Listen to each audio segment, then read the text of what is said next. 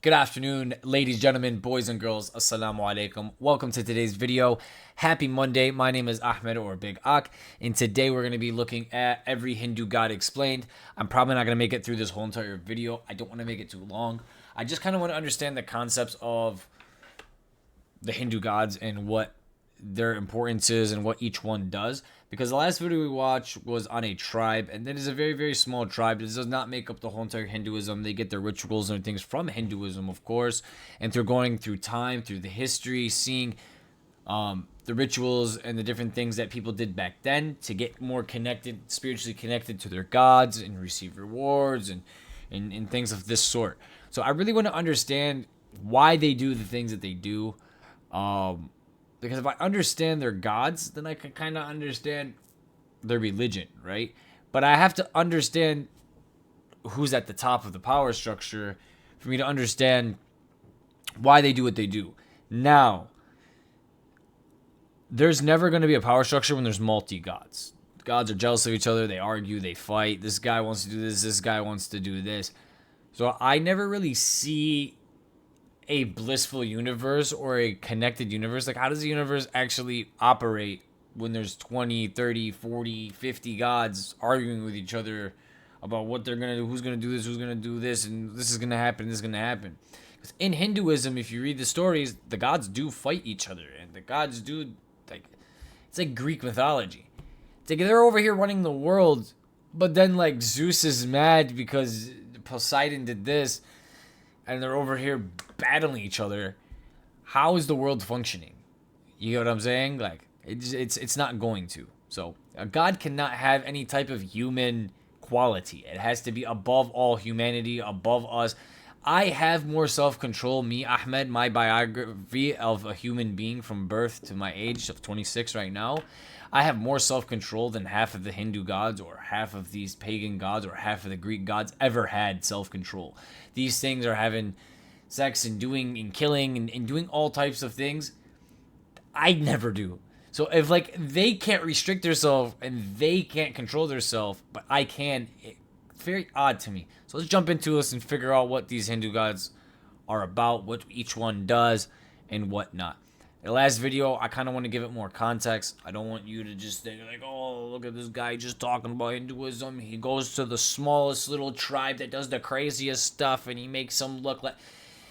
I understand. It's like taking ISIS and going, ISIS represents Islam. I'm not trying to take that tribe, or I'm not trying to take any of these rituals and represent all of Hindus, all of Hinduism at all. I'm trying to understand Hinduism. I'm trying to understand why this tribe does their rituals to begin with. Why do you believe the things that you believe? I have to watch it. I have to see it. I have to understand it. So let's go ahead and jump into it. Hindu mythology is one of the oldest and richest mythologies in the world. It has influenced many other mythologies and religions that came after it. Hindus worship many gods and goddesses. According to ancient Indian literature, there are millions of gods of the universe. But of course, we do not... See how he calls it mythology? Just like there's mythologies that come after. It's like the Greek gods and all of this stuff. It's the same religion, bro. It's the same religion. They just change the names to make it more relatable to the people in that region of the world. Instead of its name being Vishnu, it's Zeus, because it sounds cooler. And he has a big beard. You get what I'm saying? Where in India, it's a completely different story. You have to show them something different. Like the Buddha and the Vishnu, like they have this distinct look that a European probably wouldn't worship or want to follow, right? But Zeus and Jesus, it makes you want to worship them. They look more like you. You know what I'm saying? Not have time enough to learn about all of them. However, in this video, we can learn about some of them. It's a 12-minute video, and he's like, we don't have time enough to go through all of them. See, that's a problem, in my opinion. Like, in Islam, we have one God. Christianity, you should have one God. In Judaism, you should have one God. These are monotheistic religions. There's one God. There's no confusion. One God, all eternal, no beginning, no end, creator of all things. Self-sufficient. It's that simple. Now, you want to turn God into a family of gods? Let's do it. Some of the most important deities in Hinduism. Let's get started. Brahma. In Hinduism, Brahma is one of the three supreme deities. He is said to be the god of creation. In He said one of three supreme deities, so they have a trinity. many descriptions, paintings, and statues, Brahma is often depicted as an old man with a white beard and having 3 or sometimes 4 heads.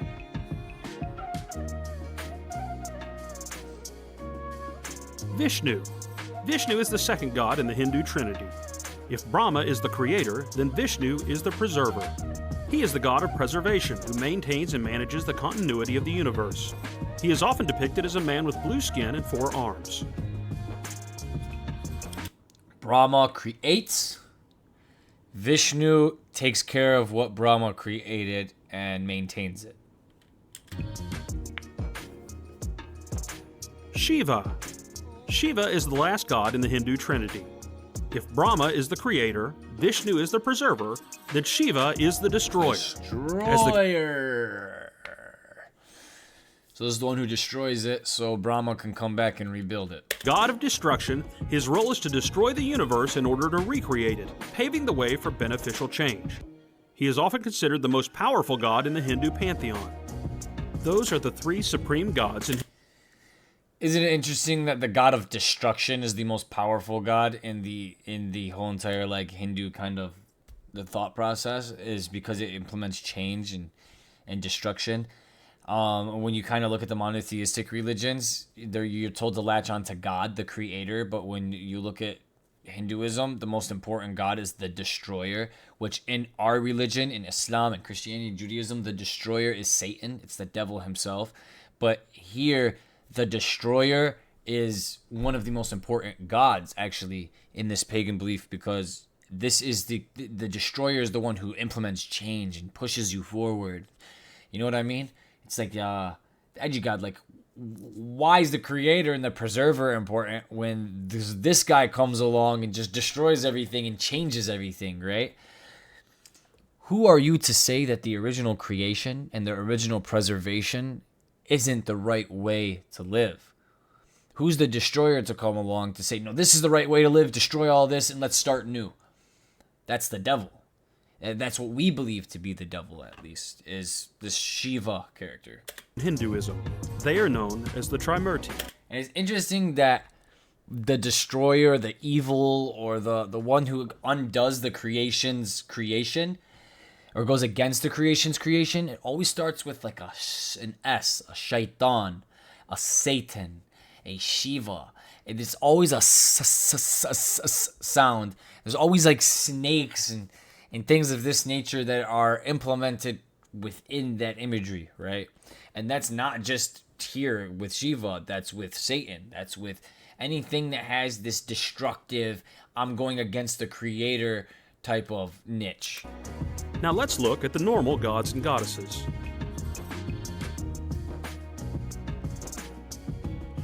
Saraswati. Saraswati is the goddess of knowledge, music, and art. Brahma created Saraswati as the incarnation of knowledge. Saraswati helped Brahma create order in the world.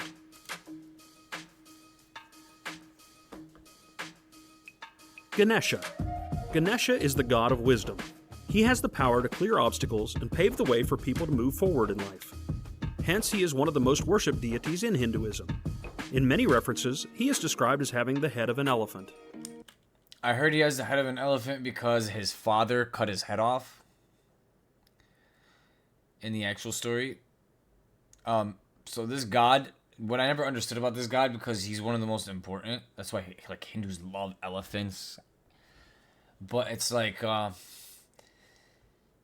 this god story goes completely against what this god preserves and what this god does. Like, this god was created for this specific reason, but his actual story and what he went through is completely counter opposite of what they worship him for, which is very interesting. It's like, why would I follow a basketball player to learn how to play baseball, right? I don't know. This one really, really creeps me out. I don't know the full story, so I don't want to just like speak off the top of my head. Like, if it comes down to Islam or Christianity or Judaism, things that I have a lot more knowledge on, I'll speak off the top of my head. But when it comes to this, I don't really want to say anything that's like super false. And I also know that different people within Hinduism believe different things about specific gods. and what they can do for them and how they operate. And there's so many stories and there's so many traditions that I'm just not gonna get into this. But this god specifically, I do know that his story is counteractive to what he actually does. But what I'm understanding here is Brahma, the god of creation, created all of the other gods below him. I'm not sure if he didn't create Vishnu and Shiva, so I'm not aware of where Vishnu and Shiva are coming from. But this Brahma character is the creator. So I don't know where Vishnu and Shiva come from. I don't know if they're like equal to him. I don't know if this is like a co-equal trinity type of thing, like Christianity, like they're different beings and it's one entity and it's one spirit and they all do different tasks. Or if it's like they're all different, but then Brahma can create other gods, but did Brahma create Shiva? Would Brahma create, Vishnu? I'm not sure about that. It's something interesting. It's a good question to have and something I'll look into later.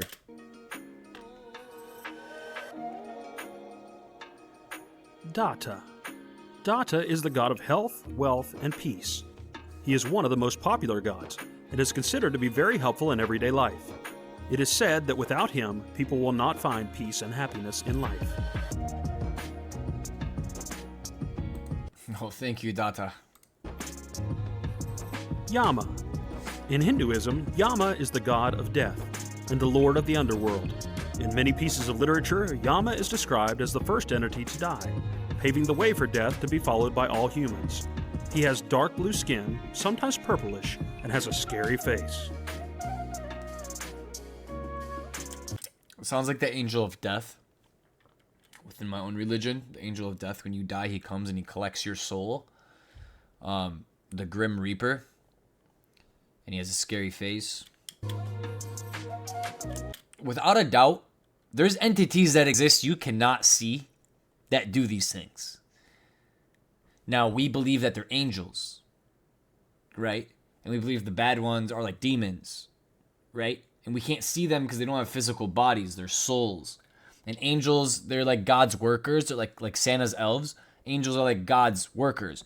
And then there's demons, which are also spirits without bodies, but they're not God's workers. They kind of do whatever they want. They choose to go against God, right? So there's without a doubt demons and angels. Without a doubt. Very, very clear. There's things we cannot see that interact with us and interact with the world around us. Now, how you perceive it is up to you. If you want to call the devil that's whispering in your ear and telling you to do bad things the Agra god, you're more than welcome to call him the Agra god. But just because there's something there you cannot see does not mean that's a god, and there's not a creator above that entity. Do you understand what I'm saying? Well, you are a human, you are in a physical body, you are better than anything else that does not have that physical body. You can feel, you can react, you can act. When something bad happens, it pushes you to become better. When something good happens, you react to it, you're rewarded with a pleasure.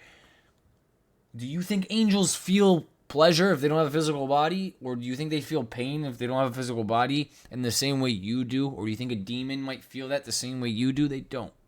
So, where I'm getting with this is, yes, there's things we can't see and we know are there that we cannot identify. Now, to call those things gods and to give them some type of power and to make offerings to them and do sacrifices to them, that's crazy to me. Instead of just believing in like one almighty power that passed this power down and allocated it to different beings and different creations, I think it's just like very interesting in my opinion. I don't know how it works. Usually when there's a company, there's a CEO, and then there's like the chairman, and then there's, your managers, and then under the managers there's employees in divisions, and then under those, employees you have assistant managers. And that's how, power structure works, and that's how a company operates. Without that, the company falls apart. It goes into chaos. So the world has been around for 5,000-6,000 years. You would think that it was created with some type of power structure, and at the top there's one person at the top. Otherwise, how is the world operating, right? How are all these animals and trees and how is it working? How is it operating and it's not falling apart? There has to be one rule, the one CEO above it all that's greater than all of it, that knows more than all of the things below it, or the chain of command would never work. There can't be this god equal this guy, this god equal this guy arguing with each other. Surya. Surya is the sun god in Hinduism. He is the personification of the sun and is considered the supreme soul who brings light and warmth to the world. There's a big issue with the sun god thing too, is because they worship the sun. There's people, they look up at the sun and they ask Surya for specific offerings, specific things. Please bless me, please shed light on me, please this, please that, and they look at the sun while they're doing it. Like, there's a thing that God tells us in Islam is to, and it's not God, it's the Prophet. He tells us that it is important to make sure that you pray when the sun sets all the way. The sun is gone. It is down. It is past the horizon line. Because there's people, when the sun is going down, there are people who worship the sun. That is their number one time to worship the sun, is when the sun is rising and when the sun is setting. They worship the sun. So to separate your prayer time so it's not in motion with these other people who are worshiping the sun in your region at that time, you need to pray after the sun has set. Do you understand what I'm saying? And this is throughout history. This is a very known rule. This is something that the Prophet used to teach. Chandra. Chandra is the Hindu god of the moon.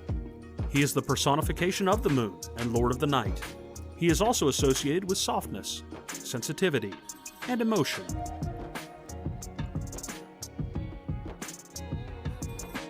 Bhumi. Bhumi is the goddess of the earth. Most of her duties are to help humans on earth, especially in dealing with drought and famine. Apart from Ganesha, Bhumi is also a deity that is widely worshipped. Agni. In Hinduism, Agni is the god of fire. Agni is considered the mouth of the gods and goddesses and the medium that conveys offerings to them. Agni is often depicted as having 2 heads and 7 arms. So Agni is the god of fire. I'm going to stop the whole video here. I'm not even going to go more than this. Agni, I just wanted to understand the basics. I got those three important gods. They're like the original gods who created all the other ones.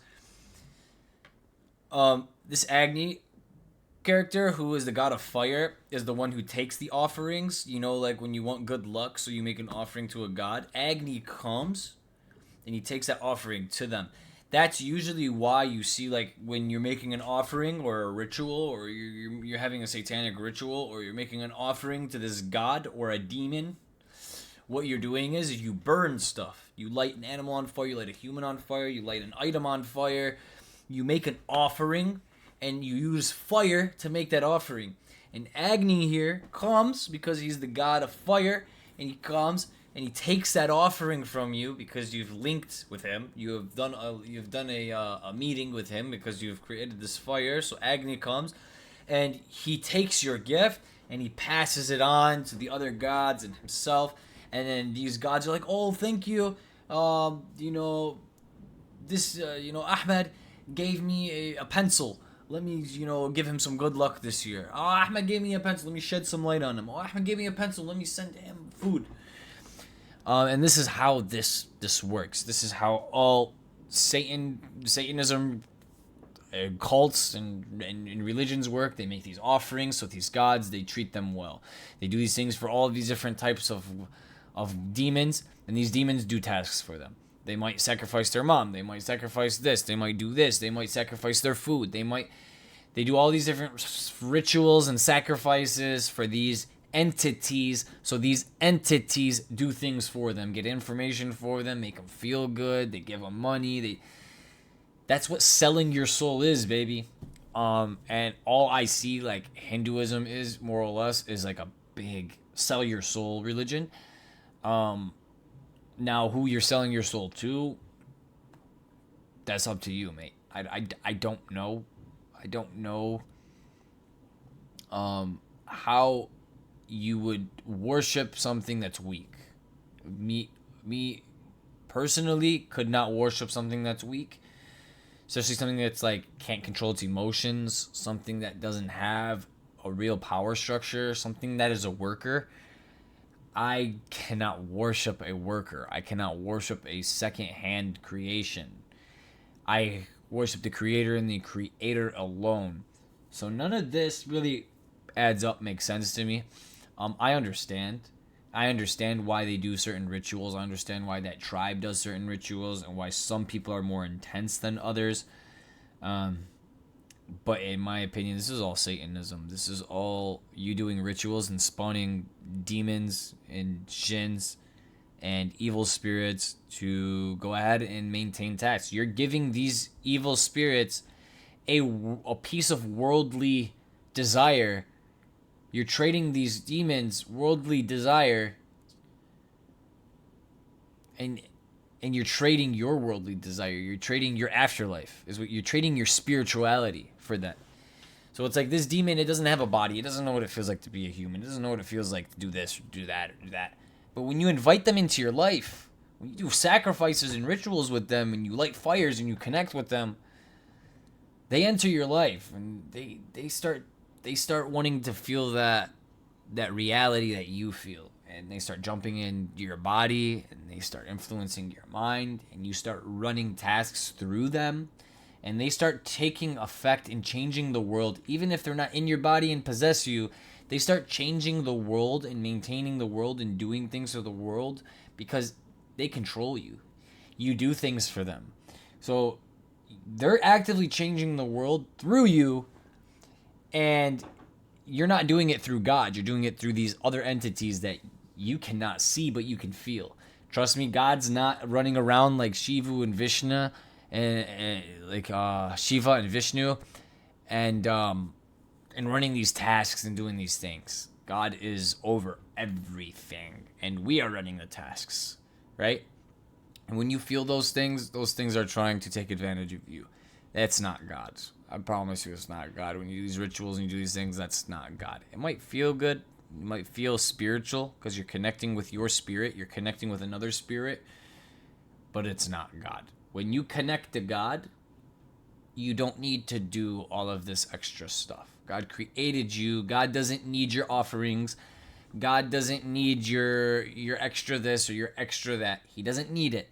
He does not need you to stand in a circle and light candles and burn bodies. He doesn't need you to do it. He created you. He created everything. He doesn't need it. You need him. It's the complete opposite. So this is why I completely I'm not with it. I reject this. I reject the idea that these gods need me and need me to do sacrifices, and then they reward me for those sacrifices. And there's no power structure. They all butt heads with each other. This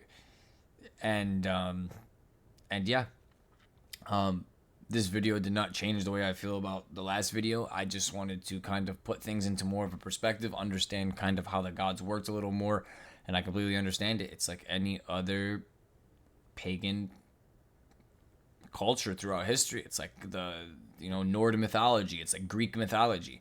There's nothing different. Hey, Athena's the god of war. If you commit a war crime, Athena's gonna come down and wreak havoc on you.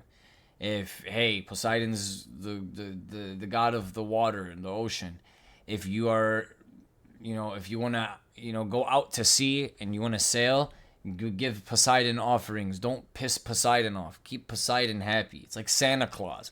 These guys are like Santa Claus. It was like you're a kid and you grow up and Santa Claus is, you do good, Santa Claus is going to bring you presents. Santa Claus is going to bring you presents. And then you grow up and you realize Santa Claus isn't real. And this is why kids don't believe in God either. It's because you make them believe that you have to give these deities these offerings and they're going to come reward you at the end of the day. And when you realize it's not real, you don't believe in God. And that's really where this comes down to. These are just a bunch of Santa Clauses. Oh, the god of water is going to give me more water this year. Let me give it an offering. So, if you're naughty, you're nice, you're going to get these offerings, you do these rituals, you put up a tree and you stand around it and you sing songs together. Or you go paint eggs on Easter and you go hide them and you go find them. These are all rituals. These have nothing to do with God. These have nothing to do with Jesus. And they're all pagan. They all stem from religions like this right here, where you do rituals to earn offerings from these false gods or these demons, I like to call them, because they're there, and you do feel something, and you are spiritually connecting, but it ain't to God. Shot my phone. It's definitely a demon. Thank you guys for coming in today. God bless you all. This is a nice little overview and overhaul from the previous video. I do a double upload on Sunday and Monday, so I kind of just wanted to keep the same subject and run it through. I wanted to understand more about Hinduism after I saw the last video that I saw and showed my viewers the last video that I showed them. I want them to understand how the gods work, how they operate, and why that these people in the last video were doing the things that they're doing. Obviously, most Hindu people do not run around rubbing their dead relatives' ashes on their face, on their body. I know this. I know plenty of Hindus, and they don't do that. At least that I know of in a public setting. Maybe they go back to India and do that on the weekends. I don't know. But nothing that I've seen in my lifetime, nothing that extreme. So I just wanted to clear that up and not give the all Muslims are terrorists view on Hindus and be like, oh, Hindus do these crazy rituals. So yeah, thank you guys for coming in today. Assalamu alaikum. And until next time, free Palestine.